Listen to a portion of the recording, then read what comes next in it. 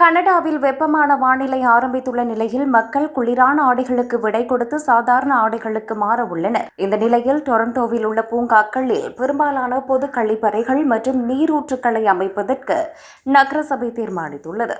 வசந்த காலம் தொடங்கிவிட்டால் மக்கள் பூங்காக்களுக்கு சென்று பொழுதை மகிழ்ச்சியாக கழிக்க வேண்டும் என நகரசபை விரும்புவதாக மேயர் ஒலிவியா சோ தெரிவித்துள்ளார்.